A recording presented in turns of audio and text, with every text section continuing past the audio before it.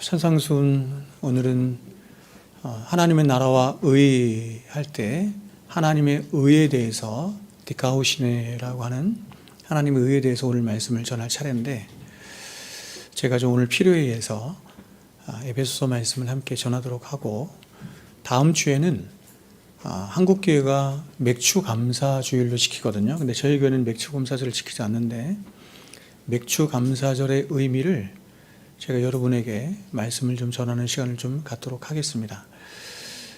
제가 이제 다다음 주에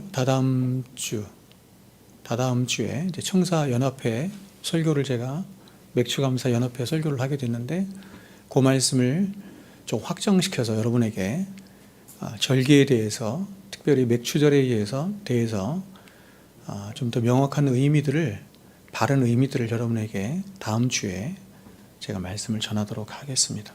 오늘은 에베소서 말씀으로 교회의 지체로 자라감이라는 제목으로 하나님 말씀 전합니다.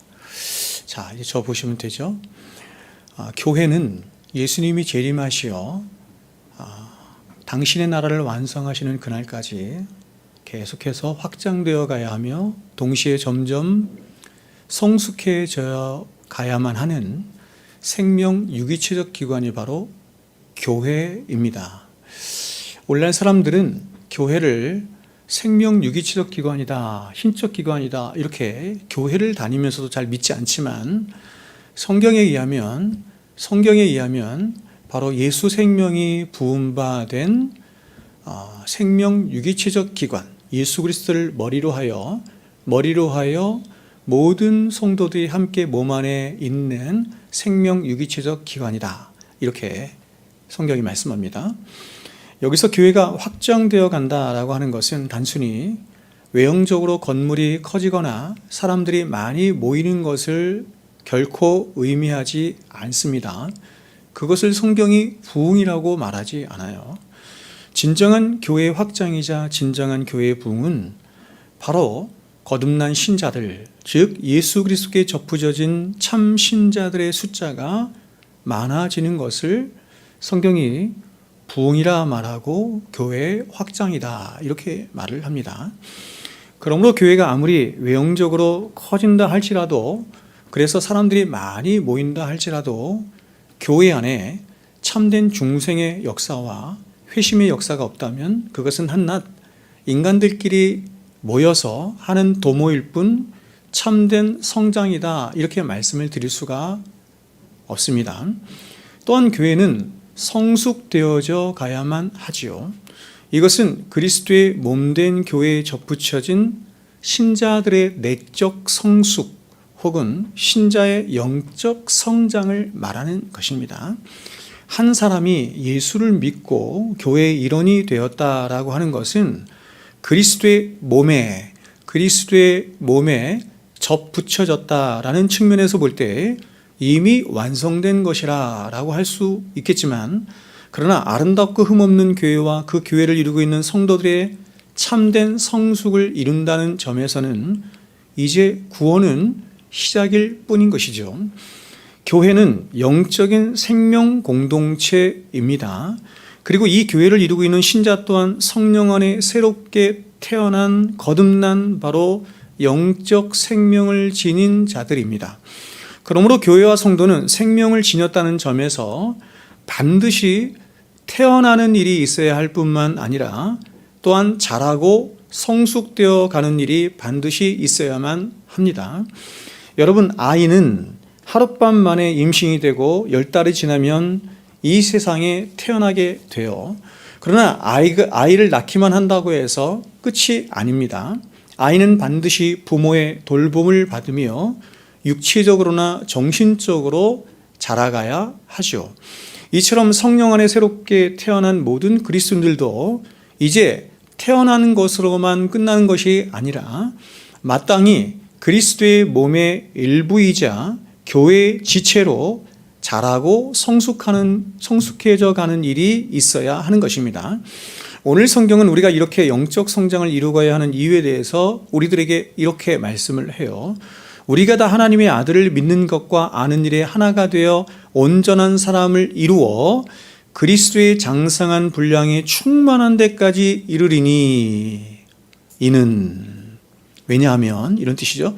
왜냐하면 우리가 이제부터 어린 나이가 되지 아니하여 사람의 속임수와 간사한 유혹에 빠져 온갖 교훈의 풍조에 밀려 요동하지 않게 하려 함이라. 하나님께서 거듭난 모든 당신이 구원하신 모든 교회와 성도들 향하신 한 가지 뜻이 있는데 바로 그리스도의 장성한 분량이 충만한 데까지 이르는 것이다. 이렇게 말을 하죠. 왜냐하면 어린아이가 되지 아니하여 사람의 속임수와 간사한 유혹에 빠져 온갖 세상의 풍조에 밀려 요동하지 않게 하려 함이라. 왜 그러면 그렇게 하느냐? 그것은 그렇게 살게 되면 우리가 지난 시간에도 계속 말씀을 나눴던 것처럼 하나님의 창조의 목적에서 구원의 목적에서 이탈한 그런 가장 가치 없는 삶을 살 것이기 때문에 그렇다. 이렇게 말하는 거예요. 하나님이 저와 여러분을 창조하신 그리고 구원하신 이유는 바로 죄로 인해 잃어버린 창조의 목적을 회복하여 참 신자답게 참 하나님의 백성답게 살도록 하기 위함에 있습니다. 그러나 우리가 이렇게 창조의 목적을 회복해서 참 신자답게 사는 일은 그저 우리가 성령 안에 새롭게 태어나는 일로만 가능하지 않습니다. 새롭게 태어나는 것은 이제 시작에 불과한 것일 뿐 창조의 목적에 부합한 삶을 살아가기 위해서는 그래서 하나님의 영광을 위한 삶을 살기 위해서는 그에 부합한 이제 영적이고 인격적인 성숙의 필요가 우리에게 필요한 것입니다. 따라서 저와 여러분이 아무리 성령 안에 새롭게 태어났다 할지라도 어린아이로 계속해서 머물러 있는 한 저와 여러분은 어떠한 하나님의 창조의 목적에도 이룰 수가 없는 거예요. 여러분 오늘 말씀을 보면 사도는 이는 우리가 이제부터 어린아이가 되지 아니하여 라고 말하고 있습니다. 이것은 모든 그리스도인들의 삶이 어린아이와 같은 삶에서 시작됨을 먼저 말하는 거죠. 나이가 적든지 많든지 혹은 많이 배운 사람이든지 그렇지 않은 사람이든지 피부색이 검은색을 가진 사람이든 하얀색을 가진 사람이든 전혀 상관없이 처음 예수를 믿게 되면 그 사람은 영적으로 어린아이에 불과한 것입니다. 여기서 어린아이라고 하는 말은 특별히 그리스도인과 비그리스도인을 구분시켜주는 굉장히 중요한 단어입니다. 왜냐하면 그리스도인은 세상 사람들하고 달리 영적인 아이로 다시 한번 태어나요. 다시 한번 태어나서 영적으로 또한 자라고 성숙하는 일이 있는 자들이기 때문에 그렇습니다.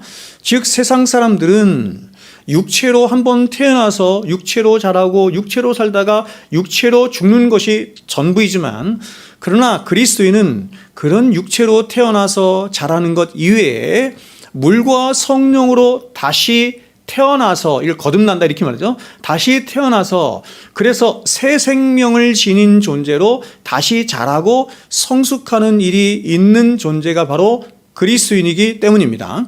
그러므로 그리스도인이란 본래는 육체에 속하고 이 세상에 속해서 이 세상의 정신과 시류를 따라서 오직 자기만을 위하여 살던 자들이었는데 그런데 이런 자가 이제 물과 성령으로 거듭나는 일로 인해서 이전과는 전혀 다른 즉 예수께 속하고 예전에는 세상에 속했는데 이제는 예수께 속하고 교회에 속하며 하늘에 속한 자로 그래서 이제 그의 모든 인생과 삶이 점점 그 예수를 닮아가고 예수를 사랑하며 더 나아가서 하나님의 나라와 의를 이루며 사는 자가 되어가는 자를 성경이 그리스도인 이렇게 말하는 거예요. 그래서 성경은 그리스도인이 되는 최초의 원리로 물과 성령으로 거듭나는 중생의 원리를 말씀한 것입니다. 다시 말해서 우리가 보통 일반적으로 복음주의 안에서 예수를 믿는다 이렇게 말하죠. 우리가 구원을 얻는다는 말을 예수를 믿는다는 말로 대체하지 않습니까? 근데 그 예수를 믿는다는 말은 단순한 말이 아니에요. 우리가 구원을 얻는다는 말은 예수를 믿음으로 구원을 얻는 것이 맞는데 이것이 정답인데 예수를 믿음으로 말미암아 예수를 믿게 되면 우리 안에 굉장히 많은 변화들이 일어나는 거예요. 굉장히 많은 원리에 의해서 굉장히 많은 변화들이 일어나는데, 그래서 이것을 여러 원리 가운데 하나의 원리를 볼 때, 거듭남이라고 하는 원리를 볼 때 예수를 믿는다는 것은 바로 물과 성령으로, 다시 말해 말씀과 성령으로 우리라고 하는 존재 자체가 다시 거듭나고 태어나는 일이 있게 되는 것을 말씀하는 거예요. 그러니까 여러분, 누가 예수를 믿게 되었다라고 하는 것은 그 사람은 물과 성령으로, 말씀과 성령으로 거듭난 사람이 되었다, 이렇게 말하는 거예요. 그러므로 이러한 중생으로 말미암은 새 생명의 원리는 필연적으로 생명이기 때문에, 새로운 생명이 심겨진 거기 때문에 성장과 성숙의 원리를 함께 함축하게 되는 거예요. 포함하게 되는 거예요. 왜냐하면 모든 생명은 반드시 자라고 성숙하는 일이 있게 되기 때문이죠. 따라서 물과 성령으로 새로운 생명을 소유하게 된 모든 진실한 그리스도인들은 갓난아이가 그 갓난아이의 모습에 머물러 있지 않고 계속해서 자라고 성숙해 가는 것처럼 반드시 영적으로 자라고 성숙해 가는 일이 있게 되는 것입니다. 그러므로 어린아이가 이 세상에 태어났음에도 불구하고 자라지 못하고 계속해서 미숙아로 있는 것은 아이에게 가장 불행한 일 아닙니까? 마찬가지로 어떤 사람이 그리스도인이 된 지 굉장히 오랜 시간이 지났어요. 5년이 지나고 10년이 지나고 20년이 지났음에도 불구하고 여전히 어린아이의 신앙으로 계속해서 머물러 있는 것은 우리를 낳으신 하나님 편에서도 그렇고 자기 자신에게도 그렇고 굉장히 불행한 거예요. 예수를 믿은 지 10년, 20년이 됐는데도 거의 변화가 없다. 두 가지 중에 하나인데, 하나는 뭐냐면 사실은 태어나지 않은 거예요. 다시 태어나는 일이 없는 거예요. 여러분, 다시 태어나는 일이 없어도 얼마든지 종교적인 생활을 할 수 있음을 성경은 우리에게 수없이 경고합니다. 두 번째로, 다시 태어나긴 했는데 깊은 영적인 병이 걸려서 여러분 잘하지 못하는 거예요. 막혀서. 둘 중에 하나예요. 그래서 히브리서 기자가 이러한 영적 성장과 연관해서 이렇게 우리들에게 말을 했어요. 들어보세요. 히브리서 5장에 때가 오래되었으므로, 때가 오래됐죠. 예수 믿은 지 오래됐습니다. 때가 오래되었으므로 너희가 마땅히 선생이 되었을 터인데 너희가 다시 하나님의 말씀의 초배에 대하여 누구에게서 가르침을 받아야 할 처지이니 단단한 음식은 못 먹고 젖이나 먹어야 할 자가 되었도다. 5살, 7살, 10살, 12살 이렇게 자라면 이제 점점 단단한 음식을 먹어야죠. 근데 10년이 지나고 20년이 지났는데도 아직도 젖이나 먹고 있는 거예요. 이는 젖을 먹는 자마다 어린아이니 의의 말씀을 경험하지 못한 자요. 의의 말씀을 경험하지 못한 자요. 말씀의 진리를 모르는 자요. 이런 뜻이에요. 10년, 20년, 수십 년을 신앙생활을 하고 교회를 다니고 말씀을, 성경을 봤는데 이 말씀이 뭘 말씀하는지 모르는 거예요. 굉장히 많아요. 단단한 음식은 장성한 자의 것이니 그들은 지각을 사용함으로 연단을 받아 선악을 분별하는 자들이니라. 그러므로 우리가 그리스도의 도의 초보를 버리고 죽은 행실을 회개함과 하나님께 대한 신앙과 세례들과 안수와 죽은 자의 부활과 영원한 심판에 관한 교훈의 털을 다시 닦지 말고 완전한 데에 나아갈지니. 완전한 데는 어디예요? 우리의 인생의, 우리의 신앙의 목표는 어디예요? 그리스도의 장성한 분량이에요. 저는 아까 사실 예수님처럼 바울처럼 우리가 그 찬양을 했지만 마음에 안 들어요. 비교할 수가 없지. 바울을 넣는 거 저 별로 기분 안 좋아요. 저와 여러분의 신앙의 유일한 목표는 예수 그리스도인 줄로 믿습니다. 그렇다면 우리는 어떻게 영적으로 성장할 수 있을까요? 먼저 영적 성숙을 위한 첫 번째 과제는 뭐냐면 이것입니다. 지식과 판단에서의 성숙입니다. 지식과 판단을 좀 나눌 수 있는데 지식과 판단을 이렇게도 말할 수 있어요. 총명에서의 성숙이다 이렇게 말할 수 있어요. 어린아이가 가진 가장 중요한 첫 번째 특징이 뭐냐면 무지하다는 것입니다. 지식이 없어요. 저도 이렇게 우리 아이들을 키울 때 이렇게 보면 어떻게 저렇게 생각할까? 저렇게 판단할까? 저런 것들을 어떻게 좋아할까? 나이가 굉장히 많이 드신 분인데도 제가 이렇게 생각할 때 어떻게 저렇게 바라볼까? 저렇게 판단할까? 저렇게 생각할까? 저렇게 행동할까? 가장 중요한 첫 번째 이유가 뭐냐면 지식이 없었기 때문에. 지식이 없어서. 어린아이는 지식이 충분하지 않고 판단력이 흐리기 때문에 언제나 판단함에 있어서 많은 결함들을 가집니다.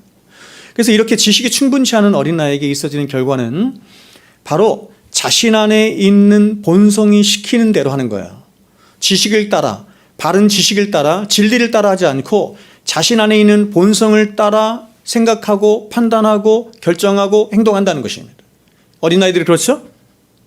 즉 신앙생활이라고 하는 것을 하긴 하는데 어떻게 하냐면 하나님이 말씀하신 말씀을 따라 하지 않고 이 세상의 시류와 이 세상의 방식과 자신 안에 있는 본성과 욕심을 따라서 이거를 사사기에서 이렇게 말했어요. 자기 소견에 옳은 대로 사사기에서는 자기 소견에 옳은 대로 하는 이유를 이렇게 말했죠. 왕이 없으므로.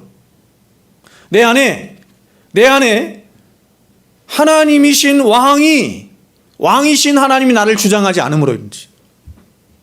그래서 자기 소견에 옳은 대로 하는 거예요. 여러분, 이 지식의 문제는 성도의 신앙생활에 있어서 가히 절대적인 문제라고 할 수 있습니다. 아무리 우리가 신앙생활에 열심을 내어도 바른 지식이 없으면 그 신앙은 절대로 참된 신앙이 될 수도 없을 뿐만 아니라 오히려 하나님을 욕되게까지 할 수 있어요. 그래서 사도가 로마서에서 뭐라고 했냐면 이스라엘 백성들이 망한 이유가 이렇게 얘기했습니다. 참된 지식을 쫓지 않았기 때문이다. 여러분, 이스라엘 백성들이 지식이 없나요? 그렇지 않죠. 이 세상 어떤 민족보다도 지식을 많이 추구한, 특별히 하나님의 말씀, 율법을 가진 자였지만 그 율법의 진리를 모름으로, 지식이 없으므로 가장 대표적인 인물이 사도 바울이죠. 사도 바울은 율법에 능했을 뿐만 아니라 철학과 그 시대의 사상과 그 모든 것에 능했던 사람. 근데 그 말씀의 진리를 모름으로 오히려 어떻게 해요? 하나님을 핍박하죠. 그래서 다메섹 도상에서 예수님 만났을 때 예수님이 이렇게 말씀하지 않습니까? 사울아 사울아 네가 어찌하여 나를 핍박하느냐. 하나님의 말씀을 진리를 알았다고 한다면 그는 예수를 사랑한 자가 되었을 텐데 진리를 모름으로 하나님이신 예수님을 핍박하는 자리까지 나간 거예요. 지금도 똑같아요? 지금도 똑같아요.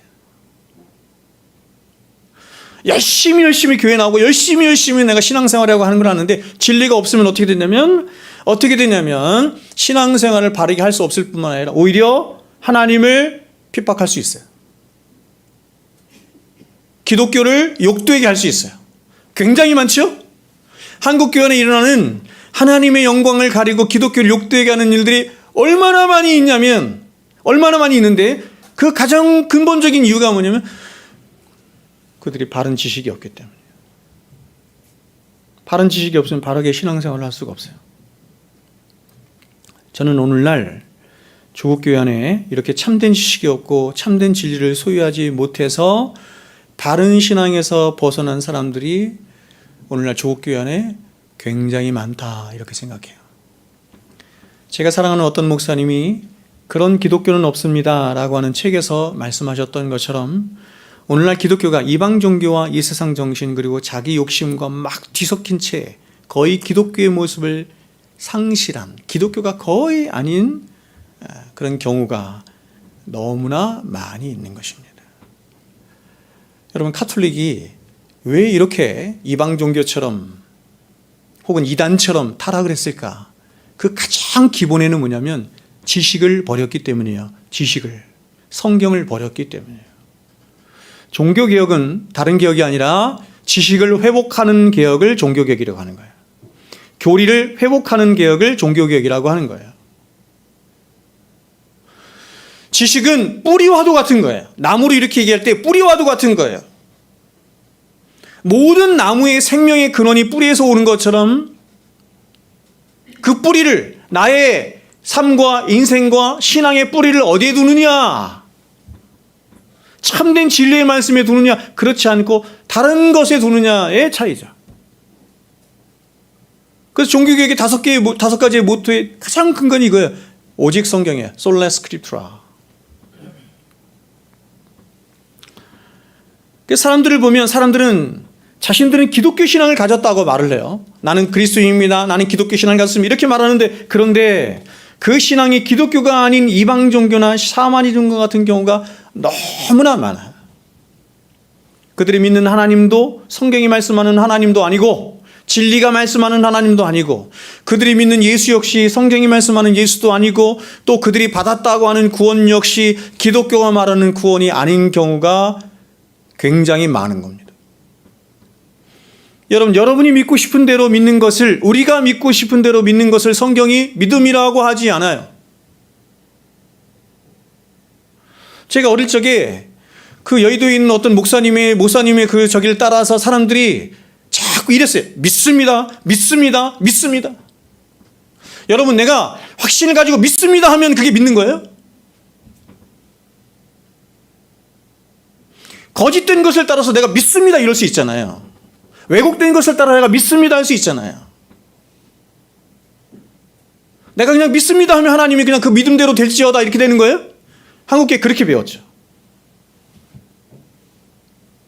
참된 믿음은 제가 지난 시간에도 여러분에게 말씀드린 것처럼 믿음의 대상에 대한 분명한 지식, 우리의 믿음의 대상이신 성부, 성자, 성령 하나님에 대한 분명한 지식과 그 지식에 대한 바른 동의와 그리고 그 믿음의 진실성의 여부가 함께 담보돼야 그 믿음이 참된 믿음이 되고 효력이 있는 믿음이 될 수 있는 것입니다. 그러므로 저와 여러분이 참된 믿음을 갖기 위한 가장 첫 번째 조건이자 토대가 뭐냐면 바로 하나님께서 계시로 주신 바른 지식, 바른 진리이어야 하는 거예요. 그 토대 위에서 우리의 신앙이 세워져야 하는 것입니다. 그러므로 여러분 늘 진리의 말씀인 성경을 늘 가까이 함과 동시에 잘 들으세요. 그 진리의 말씀을 바르게 해석해주고 바르게 가르쳐주는 목사의 설교에 더욱 귀를 기울이셔야 해요. 목사의 설교를 통해서, 목사에게 해석해주는 설교를 통해서 여러분이 진리의 체계를 갖지 못하면 여러분이 아무리 성경을 본다고 해서 성경의 그 진리를 여러분이 알 수 있는 게 아니에요.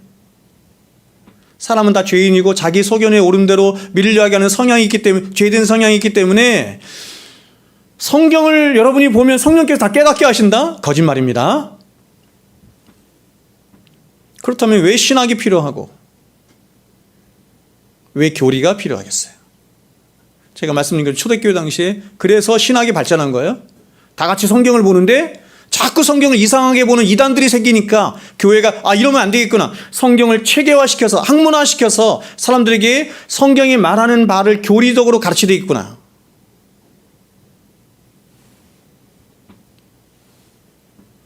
그래서 목사는 신학을 해야 되는 거예요. 신학을 해서 신학의 토대 위에서 성경을 바르게 읽고 해석할 수 있는 신학의 토대 위에서 성경을 여러분에게 가르치는 거예요. 두 번째로 우리가 바르게 신앙생활하기 위해서는 우리가 진리를 소유하되 우리 안에 풍성한 진리를 소유해야 됩니다. 가급적. 그리고 그 진리를 보세요. 균형 있게 가져야 돼요. 진리의 위대함은, 하나님의 말씀의 위대함은 이 진리를 알아가면 알아갈수록 더욱더 사람을 참되게 하고 복되게 하고 영광스럽게 한다는 것입니다. 하나님의 말씀의 그 위대함, 하나님의 말씀의 그 찬란함, 하나님의 말씀의 그 아름다움, 하나님의 그 말씀의 완전성. 저 같은 이제 말씀을 연구하는 사람으로서는 정말 놀랍지 않을 수가 없어요. 하나님의 말씀은 거짓이 단 1도 없어요. 하나님의 말씀은 온전한 말씀이에요. 그 온전한 말씀이 우리를 온전하게 해요. 완전하신 말씀이 우리를 완전하게 해요. 오직 하나님 말씀만이에요.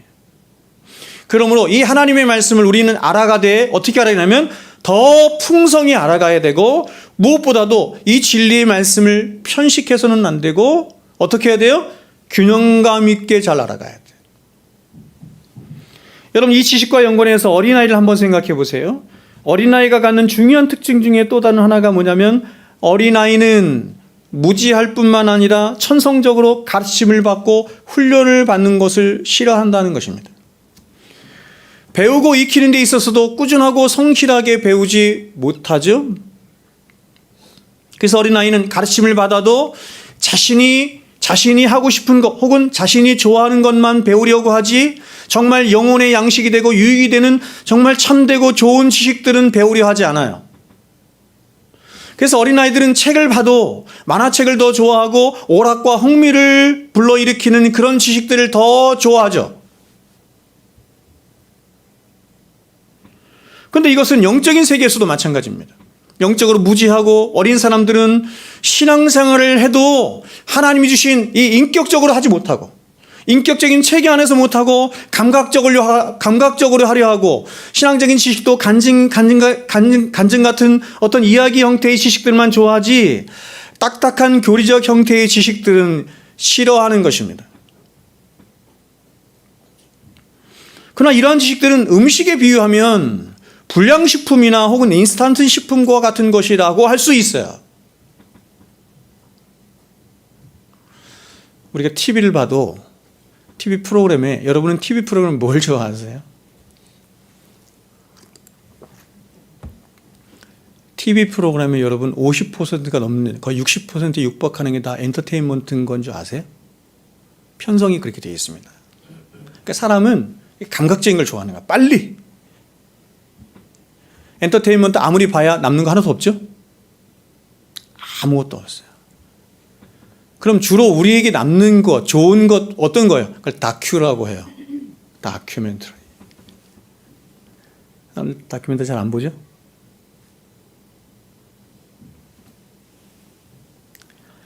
그러므로 여러분이 영적으로 건강하게 잘 자라기 위해서는 영적인 공급을 균형감 있게 골고루 잘 하셔야 돼요. 제가 여러분에게 한번 말씀드린 것처럼 제가 사랑하는 로이든스 목사님이 이렇게 목회자 후보생들에게 이야기를 했습니다. 여러분들이 이제 평생을 공부하기로 마음 먹으셔야 합니다. 어떤 공부를 해야 돼요? 신학을 공부하기를 마음 먹으셔야 합니다. 그래서 여러분이 평소 때는 신학책을 이렇게 두껍고 어려운 책들을 끌어안고 열심히 땀 흘리며 공부해야 하는 것입니다. 그리고 좀 쉴 시간이 있으면, 휴식 시간이 되면 그때는 다른 책을 읽으십시오. 쉴 때는 좀 쉬어야 되는데 또 다른 책을 읽으라고 그러네요. 어떤 책을 읽냐면 역사책이나 혹은 전기나 이런 책을 읽으라, 이렇게 말하는 거예요.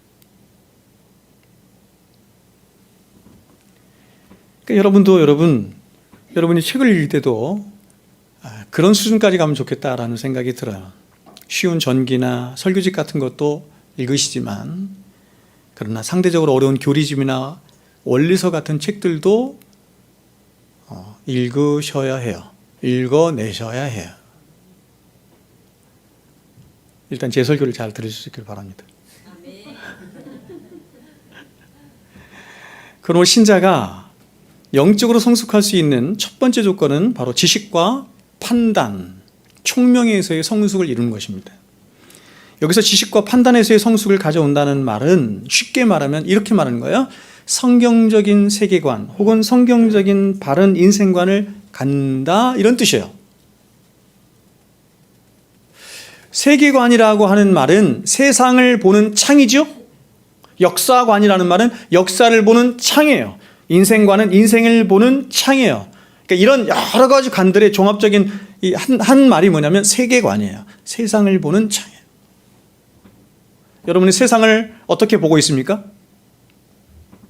성경적인 세계관으로 보고 있습니까? 성경적인 눈으로 보고 판단해요? 너희는 이 세대를 본받지 말고 마음을 새롭게 함으로 변화를 받아 하나님의 선하시고 기뻐하시고 온전하신 뜻이 무엇인지 분별하도록 하라. 하나님의 선하시고 기뻐하시고 온전하신 뜻을 따라서 세상을 봐라. 하나님의 선하시고 기뻐하시고 온전하신 뜻이 뭐예요? 성경이죠. 성경적인 세계관으로 봐라. 사람이 잘 살고 바르게 살 수 있는 유일한 비결은 오직 성경에 있기 때문에 우리는 이 성경이 말씀하는 인생관과 세계관을 갖는 것이 중요해요. 그런데 오늘 사도는 이렇게 지식과 판단에서 성숙을 이루는 것을 이렇게 말했습니다. 하나님의 아들을 믿는 것과 아는 것의 하나가 되어. 지금 사도는 영적 성숙의 첫 번째 국면인 지식과 판단에서의 성숙을 가져오기 위한 첫 번째 조건을 두 가지로 말하고 있는데 뭐냐면 믿는 것과 아는 것이에요. 믿는 것과 아는 것, 그리고 믿는 것과 아는 것이 하나가 되는 거죠. 이렇게 말해요. 먼저 믿는 것은 아는 것을 위한 어떤 토대예요. 아는 것을 위한 기초와 같은 토대와 같은 것으로 우리의 이성으로 이해할 수 없는 하나님의 말씀. 하나님의 말씀은 이성으로 되지 않습니다. 이성으로 이해할 수 없는 하나님의 말씀을 받아들이기 위한 우리의 중심의 초석과 같은 것을 말하는 거예요. 그게 믿음이에요. 믿음이 있어야 돼요. 우리 안에 믿음이 있어야 그 믿음으로 말미암아 그 믿음의 초석 위에서 비로소 하나님의 말씀이 수납되어지고 이해되어지고 해석되어지고 그 위에 하나님의 말씀이 쌓여지는 거예요. 믿음이 없으면 하나님의 말씀을 들을 수가 없어요. 여러분 성경을 한번 보십시오. 이 성경이 과연 믿음이 없는 채로 읽어지거나 받아들여지거나 수납이 됩니까? 그러니까 여러분 성경은 원래부터가 하나님께서 당신의 백성들에게 믿음을 주셔서 당신의 백성들이 된 자들에게만 주신 것이 성경이에요. 그러니 자유주신학자들이 어떤 비평을 통해서 성경을 그렇죠? 하나님의 말씀이라는 이 성경 말씀을 그냥 잘라버리고 이 성경을 그냥 어북 하나의 그냥 다른 책들과 똑같이 바라보고 이것을 한번 비평을 해보자라고 하는 것은 바보 같은 얘기인 거예요. 그렇게 되면 우리가 이해할 수 있는 게 이성으로 이해할 수 있는 게 하나도 없죠. 다 찢어버리는 거예요.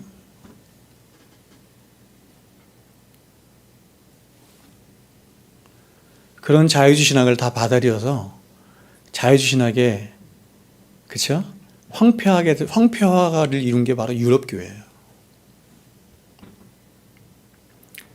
한국교회 안에서도 이 자유주신학을 하는 그런 교단들이나 많이 있는데 그 사람들은 그런 자유주신학, 현대신학을 하는 것을 굉장히 자랑스럽게 여겨요. 굉장히 앞서가는 것이라고 굉장히 바보 같은 생각이에요.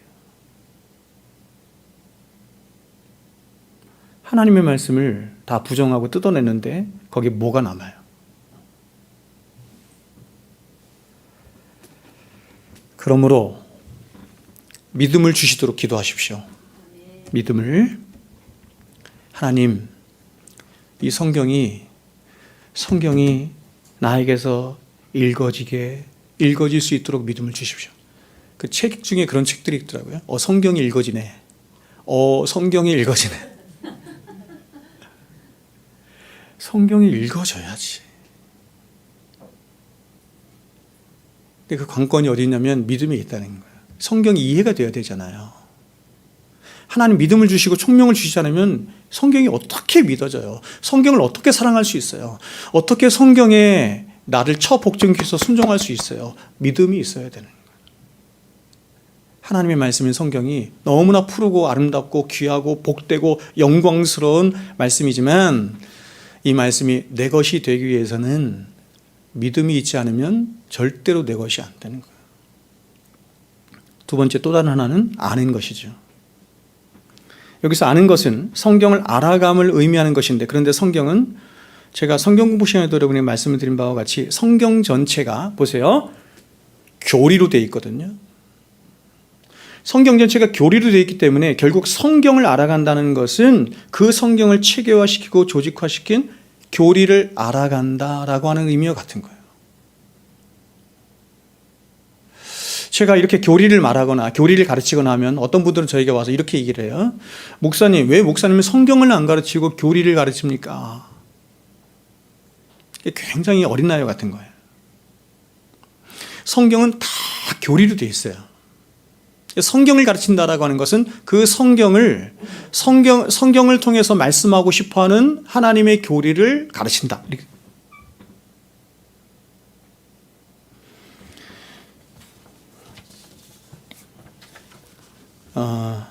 신학이 이렇게 발전을 함에 있어서 괜찮죠? 이런 얘기도 괜찮죠? 신학이 이렇게 발전함에 있어서 신학이 발전하게 된 첫 번째 원인을 제가 여러분에게 말씀드렸어요. 잠깐만요.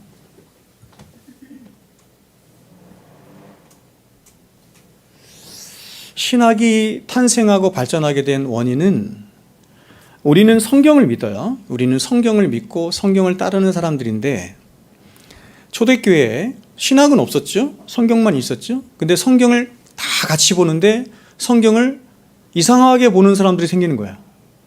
성경을 왜곡해서 보는 사람들이 생기게 된 거예요. 지금도 굉장히 많죠? 그렇죠? 제가 여러분에게 말씀드린 것처럼 똑같은 성경을 보는데 왜 어떤 사람들은 태극기 부대 나가고 어떤 사람들은 그 사람들을 비난하고 반대하냐고. 그렇죠? 성경을 바르게 봐야 되는데 성경이 말씀하는 진리를 따라서 바르게 봐야 되는데 성경을 이상하게 보는 사람도 생긴 거예요. 그래서 교회가, 초대교회가 이러면 안 되겠구나. 성경을 성도들이 바르게 볼 수 있도록 성경이 말씀한 바를 체계화시켜야 되겠구나. 학문화시켜야 되겠구나. 그게 신학이에요. 그게 교리예요. 그래서 성경을 학문화시키고 체계화시켜서 탄생한 것을 신학이라고 하는데, 그래서 이게 중세 때까지는 그냥 신학 그러면 신학이 어떤 신학이었냐면 그냥 조직 신학이었어요. Systemical Theology. 신학에는 여러 분과가 있어요. 가장 큰 분과가 조직신학, 성경신학, 역사신학, 그 다음에 실천신학, 주경신학 이런 분야가 있고 그 하위 분과는 수없이 더 많거든요. 그런데 중세 때까지는 그냥 신학이 그냥 신학 그러면 뭐였냐면 Systemical Theology, 조직신학이었단 말이에요. 조직신학이라는 것은 뭐냐면 성경 안에 무슨 원리가 담겨 있느냐. 성경은 하나님에 대해서 말하는 책이구나. 성경은 예수님에 대해서 말하는 책이구나. 성경은 우리의 구원에 대해서 말하는 책이네. 성경은 교회에 대해서 말하고 성경은 인간에 대해서 말하고 성경은 종말에 대해서 말하는 책이네. 그래서 이러한 주제들을 이렇게 체계화시키고 조직화시킨 거예요. 여러분, 저 보세요. 성경은 이런 얘기를 담고 있는 거예요. 지금 제가 말씀드린 이런 얘기를 하는 거예요.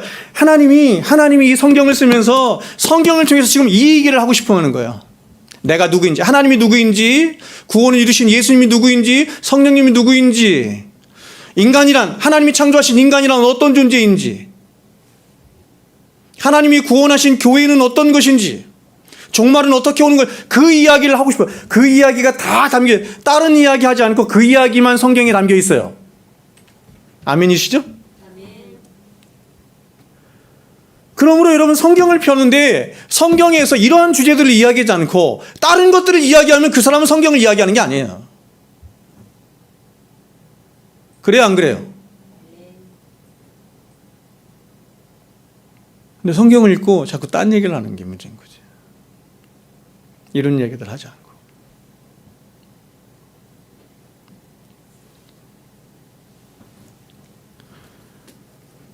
그래서 여러분 이렇게 하나님의 말씀과 그 말씀을 체계화시킨 교리들이 우리의 중심과 영혼 안에 깊이 뿌리를 내리고 자리를 잡을 때 우리는 비로소 내가 인생을 이렇게 살아야 되는구나 하는 인생관, 세계관이 생기는 거예요. 그래서 이렇게 성경적인 인생관과 세계관이 우리 안에 자리를 잡게 되면 우리는 필연적으로 어떻게 돼요?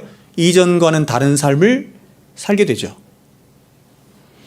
이처럼 여러분 한 사람의 영혼이 그리스도인이 된다는 것은 하나님을 등진 채 오직 죄악 가운데 자신만을 위해서 살던 한 영혼이 그리스도 예수 안에 있는 성령의 역사로 말미암아 거듭나서 새롭게 태어나서 하나님을 알게 되고 하나님을 사랑하게 될 뿐만 아니라 이전에는 전혀 알지 못했고 이전에는 전혀 갖지 못했고 동의하지 않았던 어떤 세계와 또 다른 인생에 대한 전혀 새로운 관점과 확신이 열리면서 그 관점과 확신 가운데 그렇게 자신의 인생을 살아갈 용기를 갖는 거예요.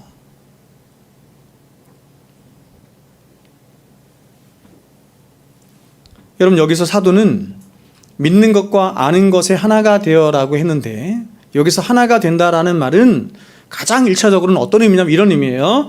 말 그대로 자신이 믿는 것과 아는 내용들이 하나가 된다라는 의미예요. 그러나 이 말의 더 본질적인 의미는 뭐냐면, 하나님의 교회의 모든 성도들이 믿음이 원하고 믿음이 지향하는 바대로 그렇게 하나님을 아는 참되고 온전한 지식으로 충만해져 가기를 원한다, 이런 말. 여러분, 우리가 경험하다시피 교회에는 하나님을 많이 아는 사람도 있고 적게 아는 사람도 있어요. 하지만 하나님은 그리스도 예수 안에 있는 모든 당신의 백성들이 한 사람도 빠짐없이 다 하나님을 아는 지식에 충만하기를 원하세요. 이 사람도 구원받은 사람이고 이 사람도 구원받은 사람인데, 야, 너는 그 지식이가 충만하게 자라기를 원해. 근데 너는 보니까 조금 꼴을 보니까 좀 안 될 것 같아. 너는 괜찮아. 그러는 건 없단 말이에요, 여러분.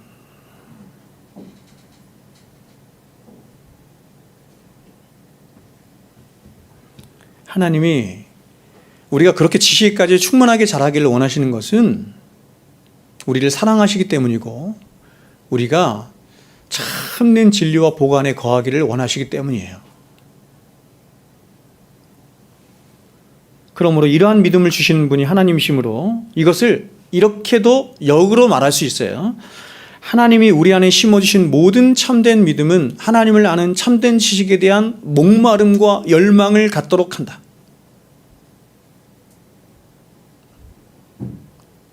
하나님이 우리 안에 심어주셨어요. 믿음을 주신 이유는 이 믿음을 통해서 하나님을 알게 되고 깨닫게 되고 영원한 세계에 대해서, 구원에 대해서, 그래서 영생에 대해서 알아서 그런 삶을 살도록 하기 위해서 믿음을 주신 거거든요. 그렇다면 하나님이 주신 그 믿음은 어떻게 하겠어요? 그런 것들을 열망하도록 하겠죠. 그런 것들을 바라보도록 하겠죠. 거기에 목적이 있으니까. 자, 이제 두 번째로 하나님이 우리를 향해 원하시는 영적 성숙의 국면은 바로 인격적인 성숙이에요. 삶으로의 성숙입니다. 저와 여러분이 물과 성령으로 거듭나서 하나님을 믿는 것과 아는 것에 하나가 되어서 충만하게 자라게 되면 이제 우리는 인격적인 성숙함으로 나아가야 합니다. 여기서 우리가 인격적으로 성숙한 사람이 된다는 것은 아는 것과 믿는 것이 일치가 되는 것을 말하는 거예요. 여러분, 예수 그리스도의 피로 구원받은 저와 여러분은 성경을 아는 지식을 그저 머리에만 담아둔 채 살도록 부르심을 받은 자들이 절대로 아니에요. 우리는 성경이 말씀하는 진리를 알 뿐만 아니라 그 진리대로 살도록 부름받은 거룩한 하나님의 나라의 백성들입니다. 왜냐하면 예수 그리스도의 십자가의 은혜로 구원받은 저와 여러분은 우리의 머리 되신 예수 그리스도가 어떤 분이신지 그분과 한 몸이 된 지체로서 이제 그분을 드러내고 나타나며 보여주어야 할 책임과 영광이 있는 자들이에요. 제가 두 가지로 얘기했죠. 책임과 영광, 부르심과 영광. 그렇게 하나님을 우리가 드러내고 예수 그리스도를 드러내는 삶으로 부르심을 받은 것이고, 이것은 이렇게도 말하는 거야. 그렇게 우리가 예수 그리스도를 드러내는 삶을 살 때 우리가 가장 복된 인생이 될 수 있다. 가장 행복한 인생이 될 수 있다. 이렇게 말하는 거예요. 가장 영광스럽다. 이렇게 말하는 거예요.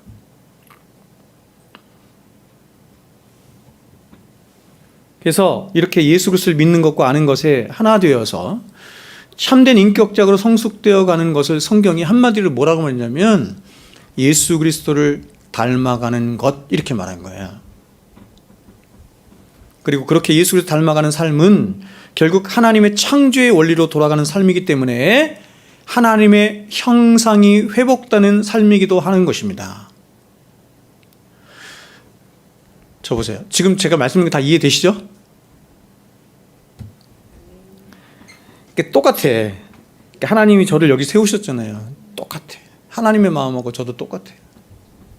뭐냐면 제가 지금 여러분에게 전하는 말씀이 누구는 알아듣고 누구는 알아듣지 못, 너무 마음이 아픈 거예요. 그러면 안 돼요. 다 알아들어야 돼.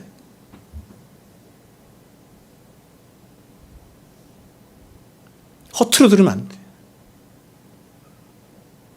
그래서 말씀을 안 듣고 다른 생각을 하거나 다른 행동을 하거나 제 마음 같으면 정말 엄히 책망하고 싶어요. 여러분, 하나님은 영이신 하나님이시므로 우리 눈에 보이지 않으시잖아요. 영이신 하나님이시다라고 하는 것은 뭐냐면 영과 반대되는 게 물질이잖아요. 물질에 갇혀 계신 분이 아니다, 이런 뜻이잖아요. 그걸 뛰어넘어 계신 분이죠.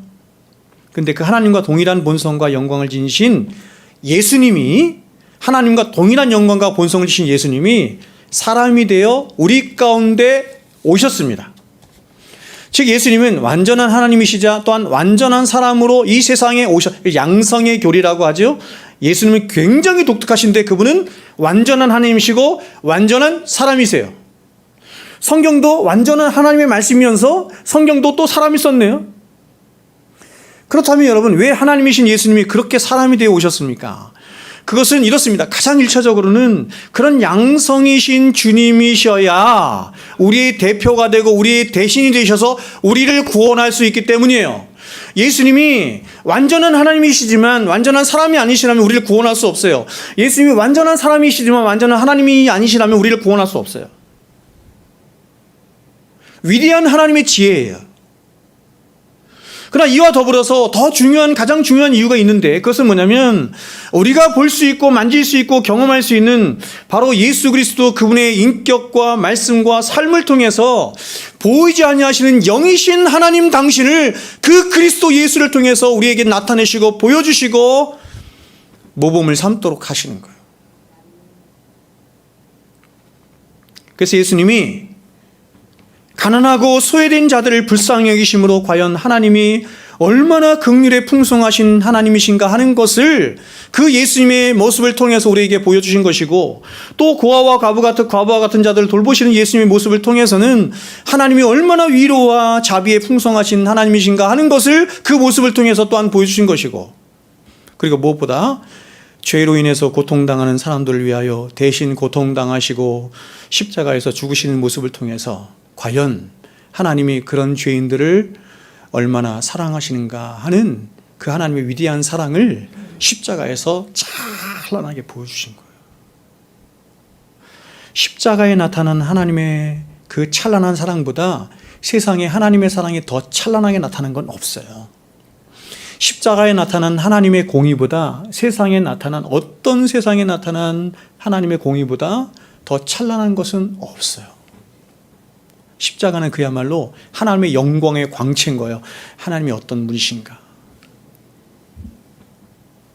그래서 이런 예수 그리스도를 통해 나타난 하나님의 그 한없는 은혜와 사랑이 무엇인지 알고 깨달은 모든 진실한 그리스도 성도들은 이 자신 안에 일어나는 그분을 향한 끝없는 부채의식 속에, 그리고 그분을 향한 한없는 흠모함으로 그분의 형상으로 오신 예수를 더욱더 닮고 싶어하고 더 나아가서 그분이 가신 길을 자신도 가고 싶어하는 열망을 갖게 되는 거예요. 너무나 당연한 겁니다. 그래서 이렇게 우리가 그분을 닮아가고 그분이 가신 길을 따라갈 때, 그때 비로소 우리 안에서 뭐가 회복이 되냐면 하나님의 형상이 회복되는 거예요. 이마고 때에. 그리고 이러한 우리의 모습을 보며 세상은 과연 하나님이 어떤 분이시구나 하는 것을 보게 되는 거예요. 여러분, 하나님은 사람을 비록 흙으로 창조하셨지만 그에게 숨을 불어넣으셔서 생명이 되게 하셨을 뿐만 아니라 하나님을 닮고 하나님의 뜻을 이루는 자로 살아가도록 하나님이 사람을 지으실 때 하나님 형상으로 지으셨어요. 그러므로 하나님의 형상은 하나님과의 바른 관계 안에서 그분 자신을 나타내고 드러내며 그분의 뜻을 온전히 수행하는 자가 되도록 하기 위해서 하나님이 오직 인간에게만 심어주신 어떤 특별하고도 영광스러운 어떤 능력이자 원리 같은 것이 바로 하나님의 형상이에요. 그래서 이 하나님의 형상 안에는 그렇게 하나님의 자신을 나타내고 드러내며 또한 하나님의 뜻을 행할 수 있도록 하는 뭐가 담겨져 있는 거냐면 의와 거룩과 하나님에 관한 충만한 지식이 담겨져 있는 거예요. 하나님의 형상을 세 가지로 말하는 거예요. 의와 거룩과 하나님을 아는 지식. 그런데 이렇게 존귀하게 지음받은 인간은 하나님 앞에 불순종함으로 자신 안에 있는 하나님의 형상을 잃어버리게 된 거예요. 그리고 그렇게 하나님의 형상을 잃어버린 인간은 그 모습 그대로 계속해서 번성하여 갔습니다. 그래서 이렇게 하나님의 형상을 잃어버린 인간들은 비록 하나님이 주신 일반 계시와 그리고 사람 안에 있는 양심 안에서 하나님을 부분적으로는 알 수 있었지만 하나님이 과연 어떤 분이신지에 대한 정확한 지식도 그리고 세상을 어떻게 살아가야 하는지에 대한 그런 바른 지식도 가질 수가 없게 된 거예요. 왜 세상이 이렇게 악하냐? 왜 세상이 이렇게 자기 멋대로 사느냐? 왜 이렇게 세상이 자기 중심적으로 돌아가고 그렇게 살아가느냐? 왜 이렇게 불의하고 불법이 가득하냐? 하나님을 모르기 때문이에요. 세상이 하나님을 모르기 때문에.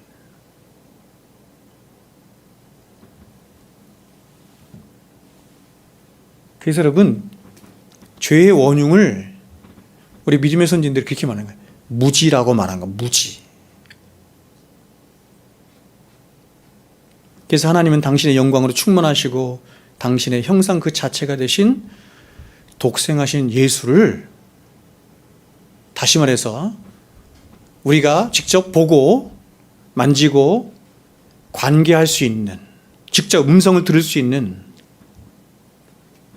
그 육체를 가지신 예수님을 우리에게 보내주신 거예요. 그럼 우리는 이러한 예수 그리스도의 인격과 생애를 통해서 한편으로는 조금 전에 말씀드린 것처럼 과연 하나님이 어떤 분이신가 하는 것을 알게 되고, 다른 한편으로는 과연 참된 인간이란 어떤 존재인지를 배우게 되는 거예요. 여러분, 아담이 사람이란 뜻이죠? 그렇죠? 사람의 대표예요, 아담. 그러니까 사람이란 이렇게 사는 거야. 사람이란 이렇게 하나님과 관계하며 이렇게 세상을 살아가는 것이 사람다운 거야 라고 모든 인류의 모든 사람의 대표로 세운 게 누구냐면 아담이에요. 근데 죄를 보면서 실패했어요. 그래서 예수님이 어떻게 오셨냐면 똑같은 아담이 돼서 오신 거예요. 그래서 둘째 아담이라고 말하는 거예요, 로마서에서. 첫째 아담은 실패한 거거든요. 어떻게 인간이 하나님과 관계하며 어떻게 하나님을 경외하며 어떻게 살아야 되는지를 첫째 아담이 보여줘야 되는데 실패했어요.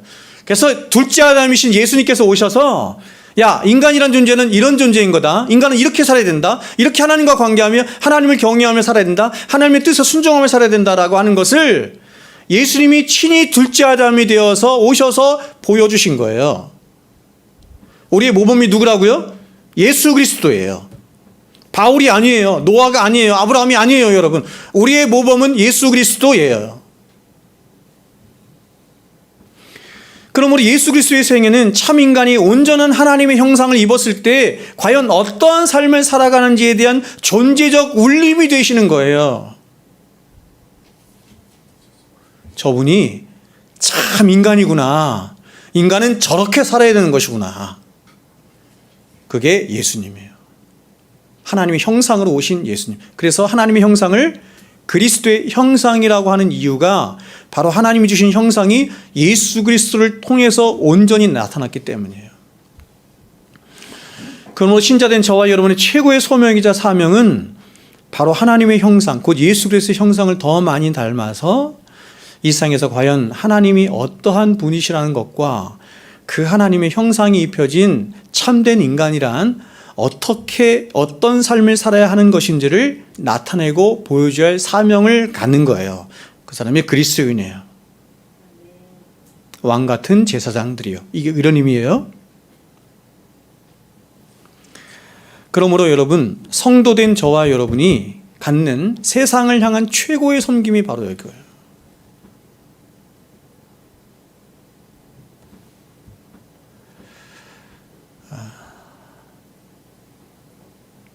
설문조사를 하잖아요. 종교에 대해 설문조사를 하잖아요. 그렇죠? 종교 신뢰도 설문조사를 하잖아요. 불교, 천주교, 기독교. 꼴찌가 어딜까요? 꼴찌가 1등이 어딜까요? 1등이 천주교. 너무 놀라워요. 진리가 없는데 거기가 1등이에요. 꼴찌가 어디냐면 기독교예요. 근데 기독교가 놀랍게 신뢰도가 10몇 프로밖에 안 돼. 우리 한국에 그리스도 기독교라고 자기가 믿는 사람들이 20%가 넘는데, 그러니까 그리스도인조차도 기독교를 신뢰 안 하는 거예요.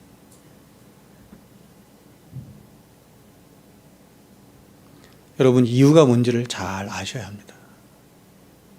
이유가 뭔지를 잘 아셔야 돼요.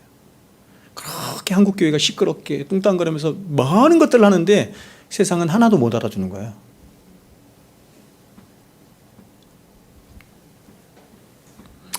그렇다면 우리는 어떻게 예수 그리스도의 형상을 닮은 자들이 될 수 있는 것일까? 오늘 사도는 우리가 예수 그리스도의 형상을 닮아가는 방법을 이렇게 제시를 해요. 제가 조금만 더 보겠습니다. 4장 15절 같이 읽겠습니다. 시작. 오직 사랑 안에서 참된 것을 하여 범사에 그에까지 자랄지라. 그는 머리니 곧 그리스도시라. 아멘. 지금 사도는 그리스도 안에 불려진 모든 성도들 향해서 범사에 그에까지 자랄지라 이렇게 명령해요. 이것은 우리가 우리의 머리 되신 그리스도 예수에까지 자라고 성숙하는 것은 선택이 아니고 하나님의 명령이자 뜻임을 말씀하는 거예요. 근데 사도가 그냥 너희가 자라가라 이렇게 명령만 하지 않고 그 방법까지 이야기해 주는데, 그 방법이 뭐죠? 사랑 안에서 참된 것을 하여입니다. 기가 막히죠? 성경은 명확합니다. 참된 것, 사랑 안에서 참된 것을 하여예요. 여러분, 지금 사도는 저와 여러분을 하여금 범사에 그에까지 자랄 것을 말씀하면서 명령하면서 그 자람에 반드시 어느 한쪽으로 치우쳐서는 안 되고 반드시 두 요소가 함께 균형을 이루어야 한다 이렇게 말하는 거예요. 그게 뭐냐면 사랑 안에서와 참된 것을 하여라는 거예요. 기독교 역사를 공부해 보면 항상 기독교가 이게 진자운동을 하듯이 이렇게 치우쳤어요. 사랑 안에서로 치우치든지 아니면 참된 것을 향하여 라고 치우치든지. 저희 교회처럼 이렇게 말씀 중심의 교회를 하는, 그죠? 이런 교회들이 굉장히 유의해야 될 것 중에 하나가 바로 이거예요. 이런 균형을 못 가지면 안 되는 거예요. 지금 사도가 말하고 있는 이 사랑과 참됨은, 자, 이번 주 이제 화요일 날 성경 공부하는데 화요일 날 성경 공부의 주제가 참됨이에요. 참됨과 의거든요. 이 참됨은, 사랑과 참됨은 절대로 어떤 것도 양보하거나 치우칠 수 없는 기독교 신앙의 본질이기도 하고 동전의 양면과 같은 것, 이 두 가지. 여기서 참된 것을 하여라고 번역된 알레디온테스는 진리로 번역된 알레테이에서 온 것으로 참된 것을 하여라는 말은 진리의 생활을 영위하여라는 말이에요. 또 사랑 안에서라고 할 때 이 사랑은 하나님의 아가페의 사랑, 히브리어는 헤세드의 사랑을 말하는 거예요. 여러분, 우리가 믿는 삼위 하나님의 영광의 본질이 무엇인지 한번 보십시오. 여러분, 기독교의 모든 신앙은 다 어디서 나왔냐면 사람이 만들어내거나 그런 것이 아니라, 사람이 생각하여 만드는 것이 아니라 기독교 신앙을 잊게 하신 성삼위 하나님으로부터 온 거예요. 삼위 하나님을 알지 못하면 기독교가 뭔지를 알 수가 없어요. 그러면 그 삼위 하나님의 본질이 뭐냐?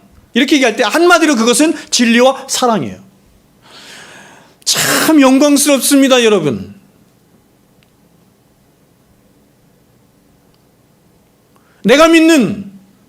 우리가 믿는 성부, 성자, 성령 하나님의 본질이 뭐냐? 진리와 사랑이에요.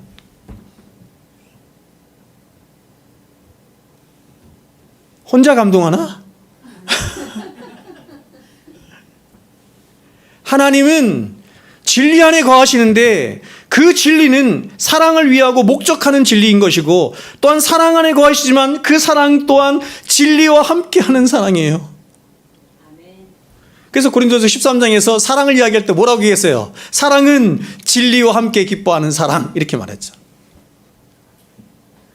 그러므로 기독교는 절대로 사랑도 포기할 수 없고 진리도 포기할 수 없는 이 두 가지가 같이 있어야만 참된 생명이 있는 복음이 되는 이상의 이 유일한 생명이 담긴 종교가 바로 기독교예요.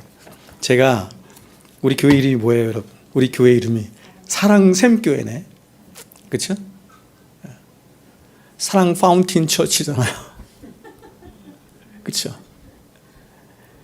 사랑샘교회라고 짓고 제가 몇 년을 목회했는데 계속해서 듣는 말이 뭐냐면 이 교회는 하나님의 말씀이 있는데 왜 이렇게 사랑이 없어? 제 가슴을 찢었어요. 왜냐하면 진리는 반드시 사랑을 목적하거든요. 근데 제가 전하는 진리가 사랑으로 안 나타나는 거죠.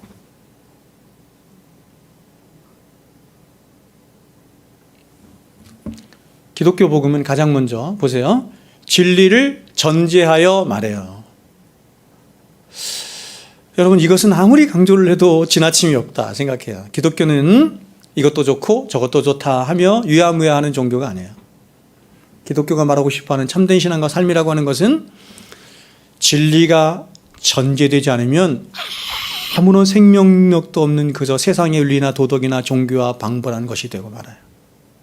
제가 늘 말씀드리죠. 스님이 착해요? 아니면 목사가 착해요?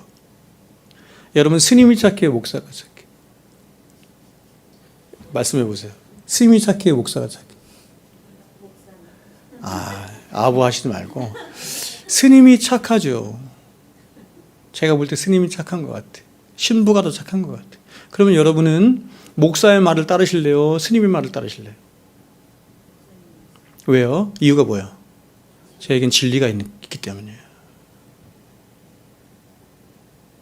아무리 착해도, 아무리 윤리도덕적이라도, 아무리 사랑을 해도 진리가 토대가 되지 않는 윤리도덕은 윤리도덕이라 말하지 않고 진리가 토대가 돼서 행하지 않는 사랑은 사랑이라고 성경이 말씀하지 않아요.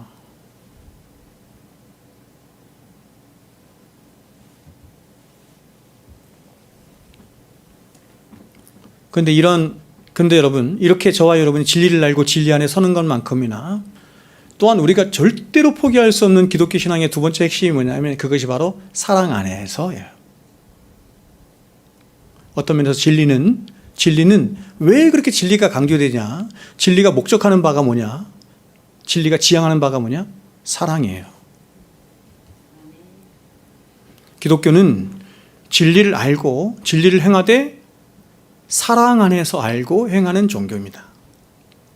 무슨 말이냐면 성도의 참된 성숙은 오직 진리 안에서 진리를 알고 진리를 깨달아가는 것을 통해서만 가능한 것이지만, 그러나 그 진리는 반드시 사랑 안에서, 또 사랑이 동기가 돼서 혹은 사랑이 목적이 된 진리여야 성도 안에 바른 자람이 있고 바른 성숙이 있는 거예요. 그러므로 저와 여러분은 절대로 사랑 때문에 진리를 버려서도, 또 진리 때문에 사랑에 손상이 가도록 해서도 안 돼요.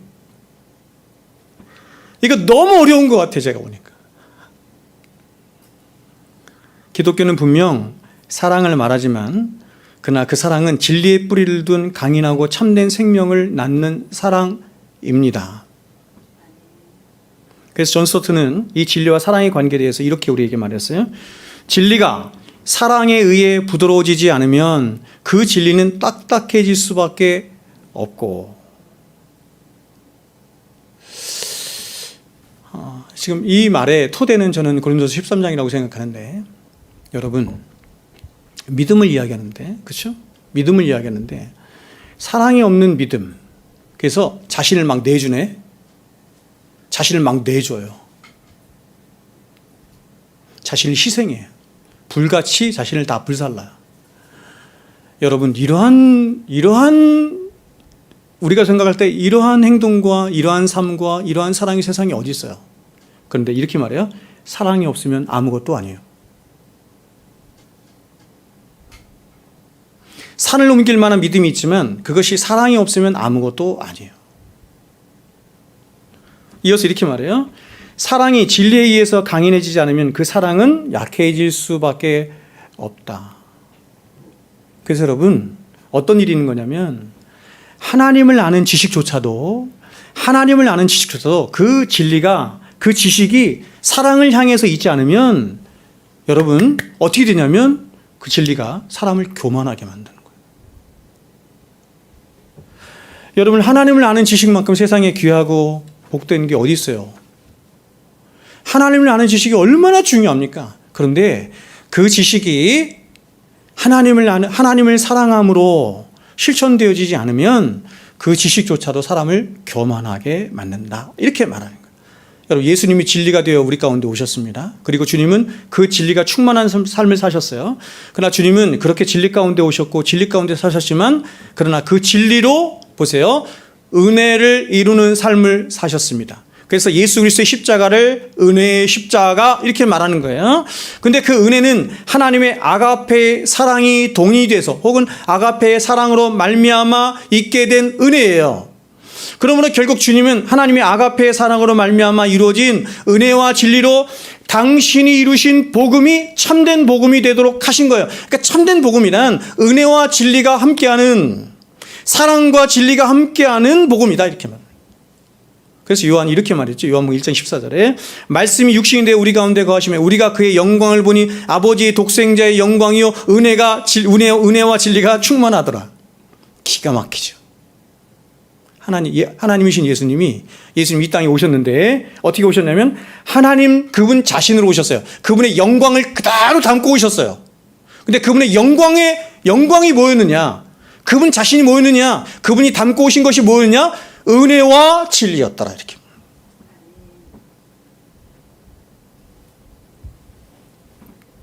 우리가 믿는 기독교는 바로 은혜와 진리 가운데 이 땅에 성육신 하셔서 사시고 고난당하시고 죽으시고 부활하신 그 예수 그리스도를 믿고 따르고 순종하는 신앙이 바로 기독교가 말하는 신앙입니다. 그러므로 기독교가 기독교다워지고 교회가 교회다워지며 성도가 성도다워지는 것은 바로 이 은혜와 진리가 함께 하나로 역사할 때 그 충만한 역사가 일어나게 되는 거예요. 말씀을 뵙겠습니다. 저 보세요.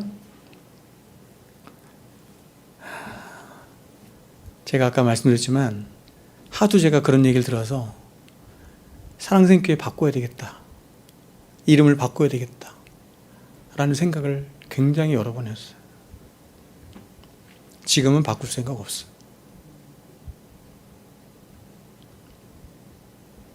여러분, 우리 사랑샘교회가 진리 안에 사랑으로 충만한 교회가 될 수 있도록 그렇게 여러분들 진리 안에서 힘써 주시기를 부탁을 드립니다.